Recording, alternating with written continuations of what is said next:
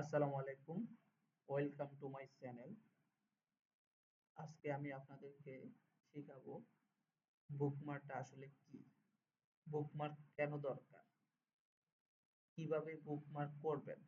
কিভাবে ফোল্ডার করে বুকমার্ক সাজিয়ে রাখবেন? তো আসলে বুকমার্কটা আসলে কি? বুকমার্ক হলো ওয়েবসাইট সেভ করে রাখা, যেন পরে সহজে এটি খুঁজে পাওয়া যায়। যে ফাইলগুলো আপনার প্রয়োজনীয় প্রতিদিন ইউজ করেন, আর এই ফাইলগুলো আপনার সার্চ বারের নিচেই আমরা বুকমার্ক করে কিভাবে রাখতে হয় সেটি দেখাবো। তো বুকমার্ক কি এবং কি বুকমার্ক কেন প্রয়োজন সেটা আপনারা জানছেন, এবং কিভাবে বুকমার্ক করবেন এখন সেটা আমি প্র্যাকটিক্যালি আপনাদেরকে দেখাবো। তো এই যে দেখেন, আমার একটা এই যে ক্রোম ব্রাউজারে আমি ঢুকলাম, এই যে আমার বুকমার্কে আমি সবগুলো আমি সাজিয়ে রেখেছি। তো আপনারা যদি এরকম আপনাদের কাজগুলো এইভাবে সাজিয়ে গুছিয়ে করেন তাহলে কত সহজ হবে, কত সময় সেভ হবে। তো এই এই বুকমার্ক গুলা কিভাবে ফোল্ডার করে সাজিয়ে রাখতে হয় সেটা দেখবেন এখন এই ভিডিওর মাধ্যমে।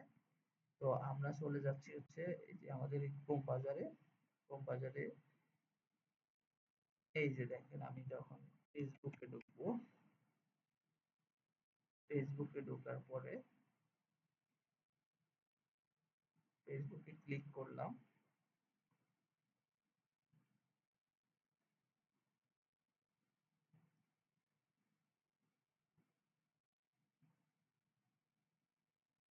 ইন্টারনেটে একটু প্রবলেম করতেছে। আচ্ছা, আমি ইউটিউবে ঢুকি। এই যে আমি ইউটিউবে ঢুকলাম। এখন আমি চাইলে এই ইউটিউবটা এখান থেকে বুকমার্ক করে সেভ করে দিতে পারি, কিন্তু জিনিসটা আসলে সুন্দর হবে না। তো এটা এইরকম ফাইল করে কিভাবে সাজিয়ে রাখতে হয় সেটাই দেখাবো এই ভিডিওর মাধ্যমে। তো আমরা চলে যাব হচ্ছে সার্চ বক্সের নিচে, এখানে ডানে ক্লিক করব। করার পরে এই যে নিচে অ্যাড ফোল্ডার নামে একটা অপশন আছে, এখানে ক্লিক করবেন। এখানে ক্লিক করার পরে দেখবেন যে নিউ ফোল্ডার চলে আসে। এই নিউ ফোল্ডারটা কেটে আমি দিব হচ্ছে সোশ্যাল মিডিয়া। আপনি চাইলে আপনার যে কোনো একটা নাম দিতে পারেন, আপনার সুবিধার্থে আপনি যেটা বুঝেন সেই নামটাই দিবেন। তো এই সোশ্যাল মিডিয়া দিয়ে আপনি এখানে সেভ করে রাখবেন। রাখার পরে দেখেন সোশ্যাল মিডিয়াটা এখানে নাই। তো এটা কোথায় পাবো? এটা পাবো হচ্ছে, যদি এখানে না আসে তাহলে এখানে হিডেনে পাবো। হিডেন থেকে এখানে ধরে টেনে এখানে নিয়ে এসে ছেড়ে দিব। এই যে এখানে চলে এসেছে। তো এখন এই ফাইলটার ভিতরে, এই যে ফাইলটা এখন কিছু নাই এটার ভিতরে। তো এটার ভিতরে আমি কিভাবে ইউটিউবটা বা যে কোনো চ্যানেল, এই যে ইউটিউব, আমি এখান থেকে এই youtube.com কপি করব। কপি করার পরে আমি আমার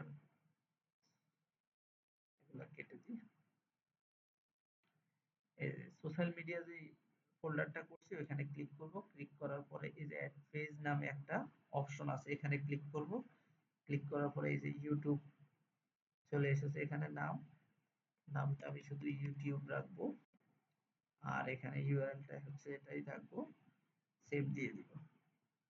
তাহলে দেখেন আমার এই যে সোশ্যাল মিডিয়াতে ক্লিক করলে ইউটিউবটা চলে আসছে।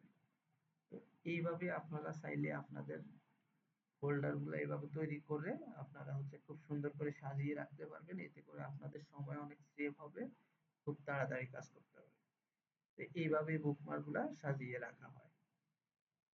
ধন্যবাদ বন্ধুরা। ভিডিওটা যদি ভালো লাগে তাহলে লাইক কমেন্ট করুন, সাবস্ক্রাইব করুন, পাশে থাকুন। আল্লাহ হাফেজ।